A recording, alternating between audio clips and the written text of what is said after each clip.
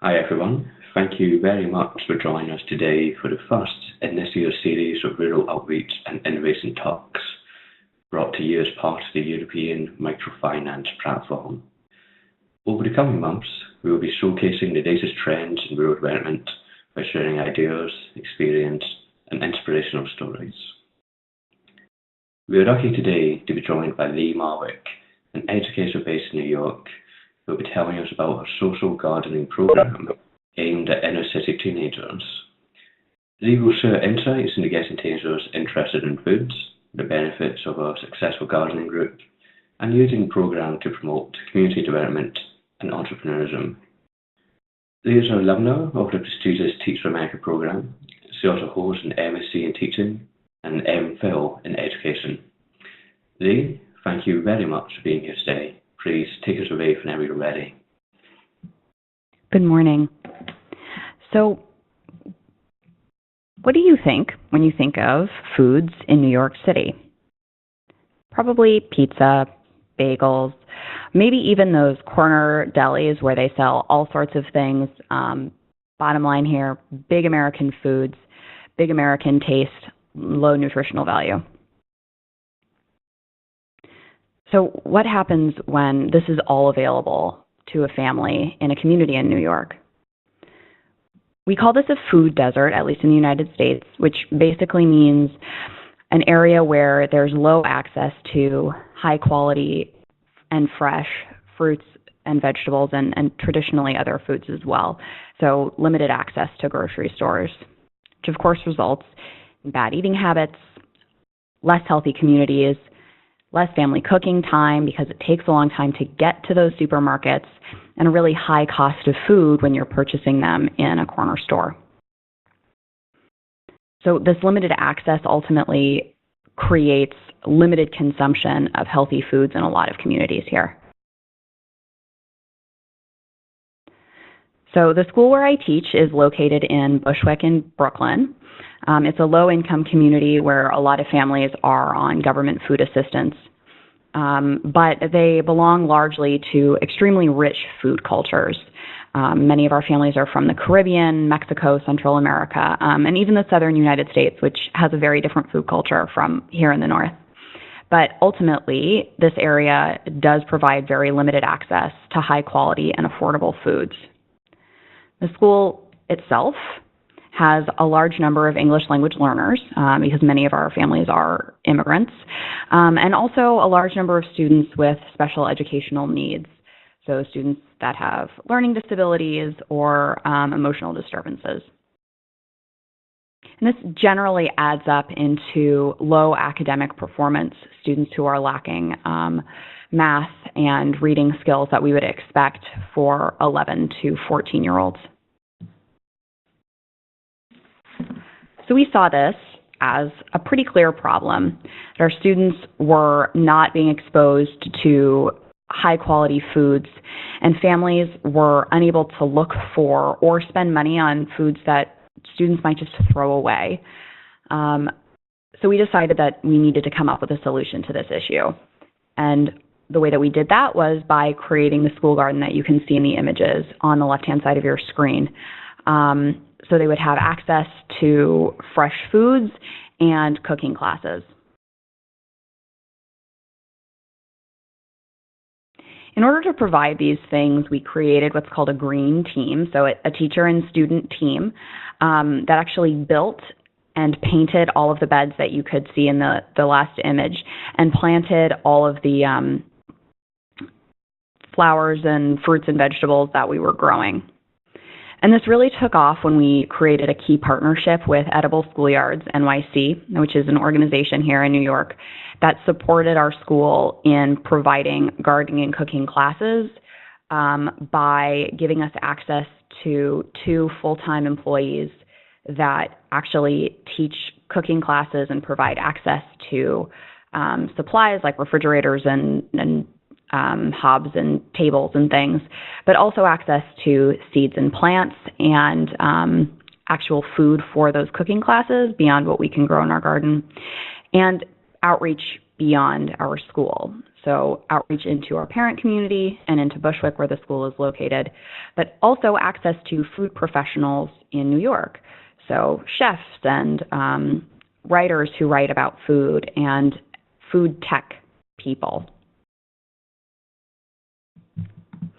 And what we've seen through all of this is stronger parent engagement within our school communities.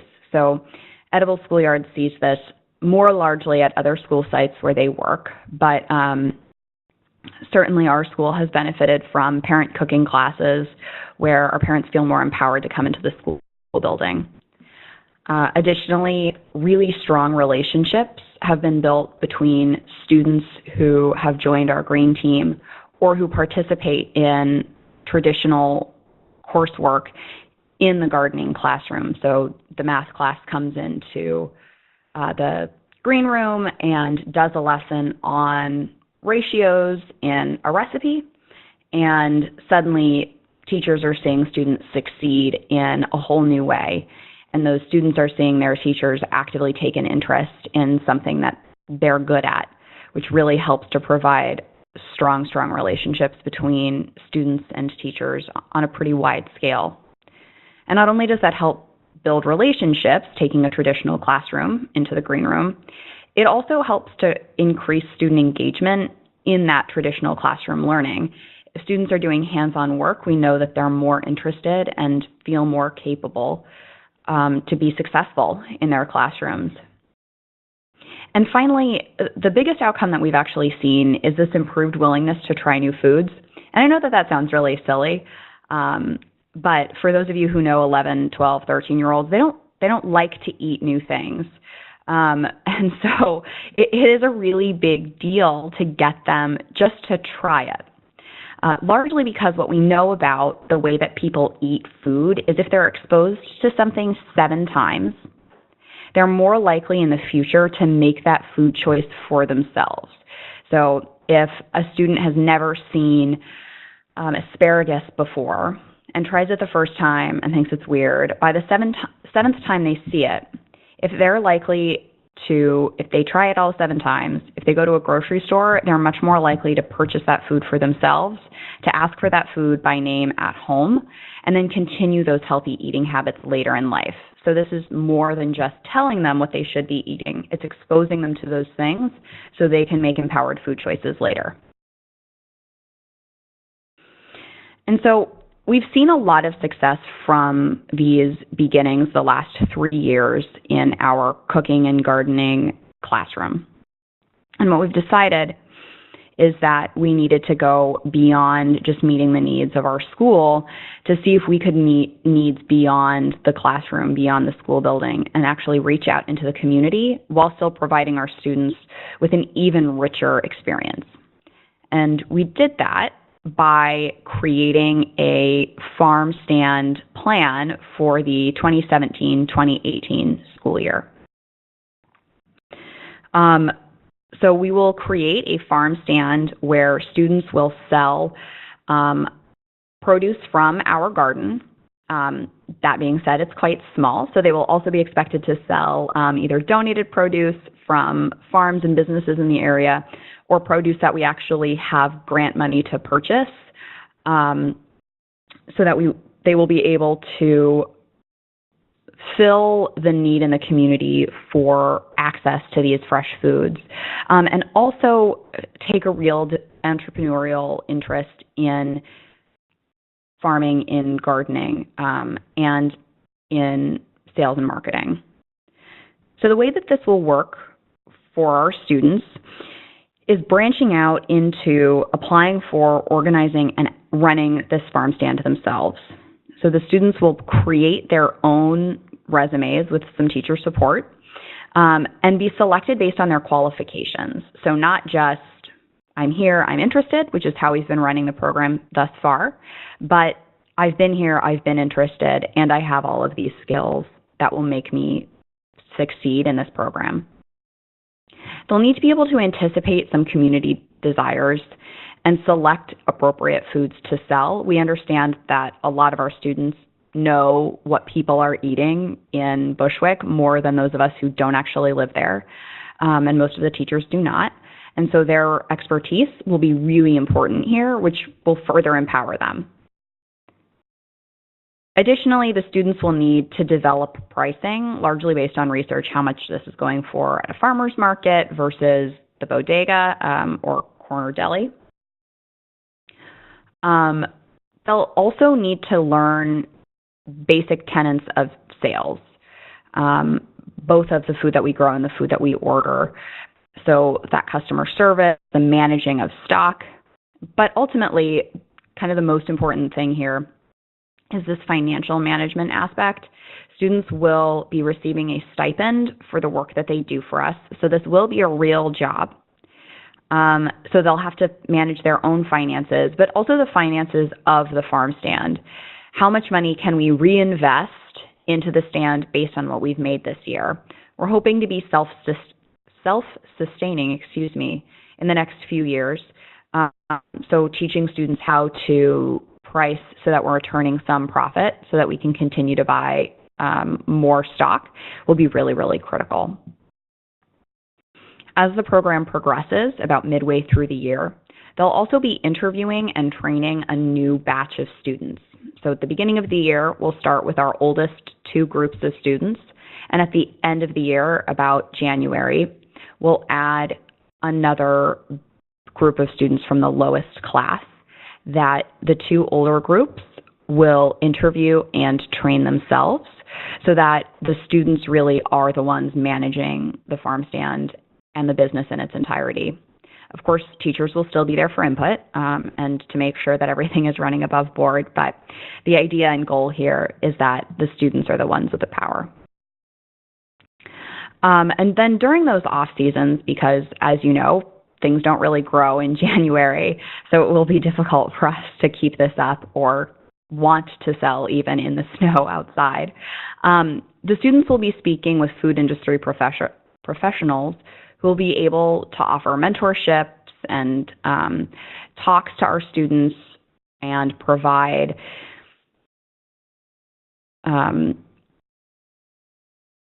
tours of their restaurants and facilities so that the students are actually able to see this is step 1 in a very long career, and here are some possibilities for career routes that are not necessarily traditional and require these sorts of background skills. And by the end of the year, the students will need to plan and strategize for the upcoming selling seasons so that we can pick right back up where we left off in the 2018-2019 school year. Now, of course, most of us don't live in the inner city, and so thinking about this beyond just how it works in the one school building is really, really important, because ultimately this is a scalable project and can work in a lot of different environments and circumstances because there are so many skills that students can gain here. The biggest one to me is making connections, which can happen across subjects. So how do reading and math relate to each other? Often those things come in a garden or cooking classroom. But also cultures, just by choosing foods that don't necessarily grow in your area to teach a cooking class on, or how another culture would eat that food, makes a really big difference in what kids know about the world beyond the community where they live. And that's important for kids anywhere. Additionally, there are a lot of transferable skills that come from a cooking and gardening curriculum. So from small batch farming and building, they can take that from their school to their home, especially if they have space where the family needs something built. They have some of those basic skills already, and then they can move that into their careers. Obviously, cooking and recipe reading comes from taking classes on cooking, but this will give our students access, regardless of where they live, to a much healthier lifestyle immediately after they leave their parents' households. And we know that a lot of young people really struggle to feed themselves well at 18 and 19, and with this kind of experience, there won't be that big of a lag. Using that farm stand model as well, which can be applied most places, despite need being different depending on where you are. The business experience and financial management learning is key. Students everywhere need to know how to manage their money in order to provide themselves with sustainable lifestyles. And this practical learning aspect of cooking and gardening classrooms can have a direct impact on future endeavors, especially if they're staying in a rural economy. If students know how to farm, if students know when seasons are, what crops grow well in their area from a school perspective, even if their families aren't as invested in that particular crop, students have a much bigger background of how to make that work. And they're learning about things that directly influence their community in their school building, which often is missing from curriculum. So beyond a school even, because again, most of us are not 12-year-olds who are hoping for this, and many of you are business professionals, connecting businesses to schools has been a really big part of making this program successful. So of course, donations are always exciting for schools, but also advocating for programs like this in the schools in your community, in the schools where your children are students, is really helpful. And pushing mentorship and any volunteer hours is a huge way that you can impact schools' abilities to run programs like this. School-to-school contact as well can be used to help facilitate stronger programming, and international programming for that matter. If schools have an outpost in Lithuania, but you know somebody in New York City, for example, who has done programming like this, it's really exciting both for teachers and students to have the ability to have school-to-school contact and some mentorship that goes along with that. Because at the end of the day, it builds student leadership, and that's really what a lot of this social gardening is about, is building our future leaders who can be strong financial managers, strong business people, and strong in thinking about how farming and gardening and cooking impact our lives around us. So what questions do you have for me today? Well, thank you very much, Leigh, for that wonderful presentation and always fantastic ideas and concepts that you put forward to us. I have a feeling that the audience here will have quite a few questions for you. But before I open up the floor to discussion, I was hoping I could come in with the first question. Of course.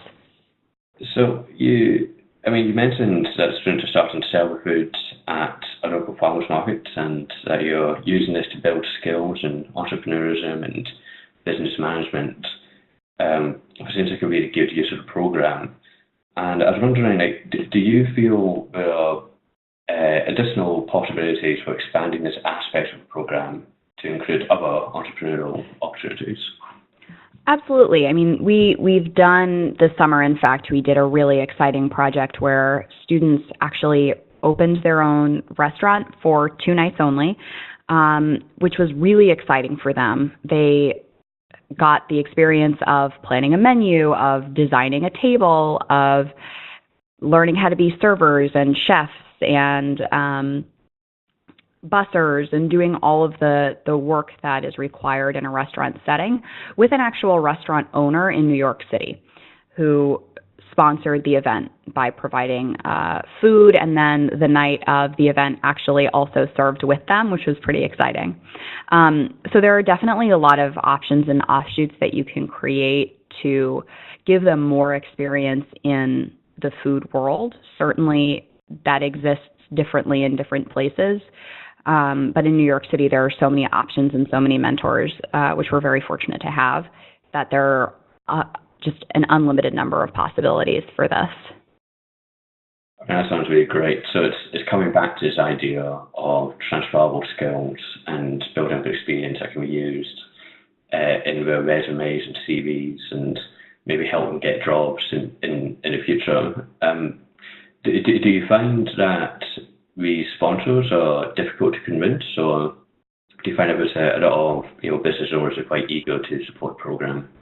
Definitely not difficult to convince for the most part. I mean, we were actually approached by this restaurant owner who was at an event with Edible Schoolyards NYC, he asked us to do this, and in fact was so excited about it that he came into our school building one day and sat down with a team of people and planned it in about 2 hours because he wanted to do it so badly. And we have a lot of opportunities like that coming from our connections that we've been able to make over the past few years in the food industry in New York, but people overwhelmingly are willing to help, especially because kids are such a vital part of the future of these kinds of industries that people are, and adults in business are really excited to give them some new opportunities. That's wonderful to hear. Thank you very much for answering my question. Does anyone else have a question for Leigh that we'd like to ask at this point? Yeah, so thank you very much, Leigh, for a great presentation. My question is more details to hear more details about leadership by students. Maybe I have like several questions. Do you have some action group from students, or how many students in total participating in this project? How it's about structure leaders and like passive participants, if you give some numbers. Absolutely. So typically we have about 20 students every 8 weeks coming through our gardening club, which is after school. So the green team has had anywhere between 7 and 30 kids on it in any given period. I think last year, because the students rotated club groups every 8 weeks, we saw about 60 different children coming through our gardening program. But by the end of the year, all of the students in the school, and we have about 320, had been in the green room cooking or gardening at some point during the school year.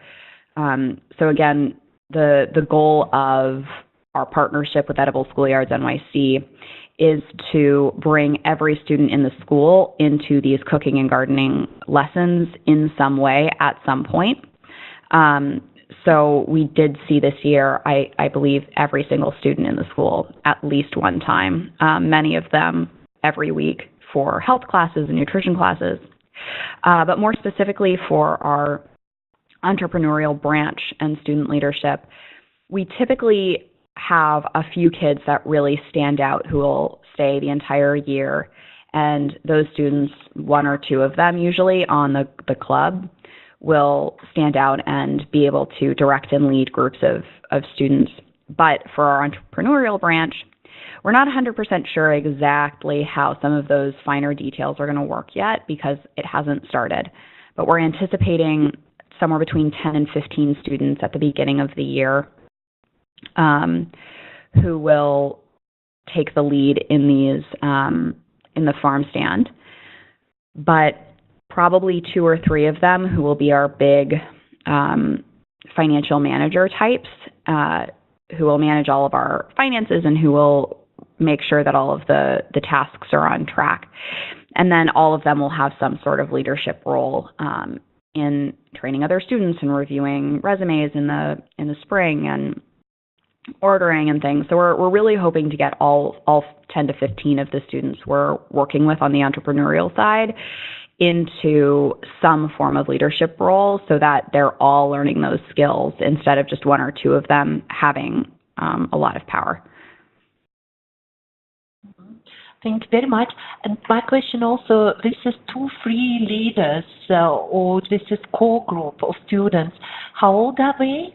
And also, do we working in some like their free time? It's not only during the school time, also like out of the school time usually. Or this is like 2 questions. One is about age and another time frame.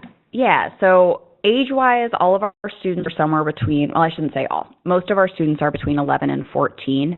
So our youngest students tend to be 11 when they start the school year, and our oldest students are usually about 14, sometimes 15 or 16 when they leave us. And then in terms of time commitment, traditionally we have a once-a-week meeting after school. All of the food stand, all of the garden stand time will be after school. So they'll be expected to stay a couple of hours a week to do all of the planning and prep, and then an hour or so a week to actually do the selling, so that will be available to families and people. Our students typically are pretty willing to stay during the summer.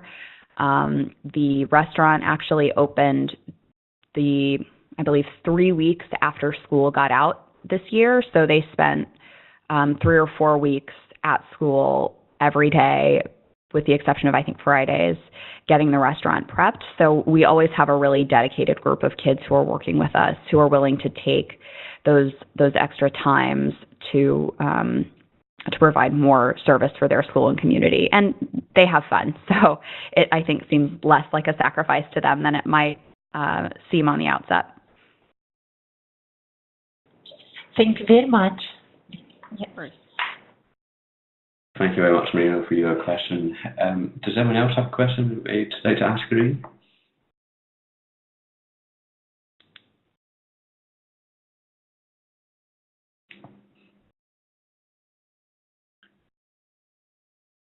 Okay. I have another question if no one else wants to come in at this point.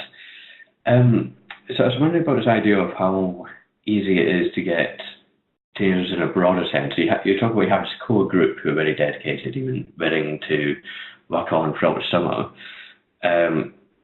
In a broader sense, and you talk about getting away teenagers at school involved in some capacity, do you find it's a difficult challenge to get them excited in food as well? Or do you feel like you're seeing good, steady progress? I think it really depends on the group of students, really. Certainly when they come to the green room to cook during their regular classes, so I teach English and reading, and when I bring my students down for a regular English and reading class and they get to cook something, they're thrilled that they are not, quote unquote, working, which is great. So as a teacher, I can convince them to do things that they wouldn't normally want to do, because it appears to be more fun, which is really exciting. And I know that the math teachers in particular have experienced very similar things. So from the during the day perspective, quote unquote, convincing kids that this is a great idea is not difficult at all. They just come and want to do it. In the after school programming, we see a lot of dedication actually from the younger students. And by the time they hit that 13 to 14 age, are more difficult to convince that this is a great idea that they should be doing after school. But because this is such good resume building experience, in particular the farm stand, we're anticipating a lot more leadership from those older students this year, because we've had a lot of dedication from the students who are going into that older age category now in the past. So they've been one of our biggest groups of kids ever. And so we're looking forward to them really stepping up this year and taking ownership of that again. Because it can be challenging to get a 13, 14-year-old who's about to leave the school to commit to something that seems less fun than hanging out with their friends on their couch after school. But definitely we have pretty strong student involvement regardless, with very, very little convincing. Usually we just tell kids that we're going to be there and they get permission slips signed. In fact, I have students every year who will follow me around the hall if I have too many things in my hands to take their permission slip, so they make sure to give it to me, which is really lovely. That's great. So as more students come involved, there's actually a build-up of momentum year to year as well, which make it easier. Absolutely. That's good. We still have just enough time for one more question, if anyone wants to sneak in at the end. Yes, one short question about communication channels between students. Are they using WhatsApp or Facebook?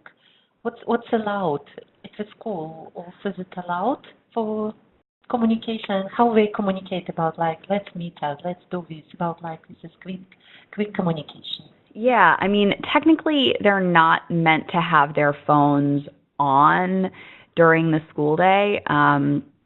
And so if they're trying to convince their friends to do something after school, a lot of that does still happen in person. That being said, I think all of my students have WhatsApp and Facebook and Snapchat constantly. and Kik was a thing for a while. So they're using a lot of smartphone-based apps to communicate with each other for those quick communications. And surprisingly, a large amount of video communication as well. FaceTime is a really big one that students use to communicate with each other and also with their parents about after-school things, which has been really helpful for us, actually, trying to get kids to stay after school. I definitely have gotten to meet parents digitally, which is an interesting new development. Thank you very much. Okay, thank you, Leigh, and thank you, Maria. I am afraid that is all we have time for today, but thank you very much to everyone for participating, and especially to Leigh for her wonderful presentation and answering all the questions so diligently.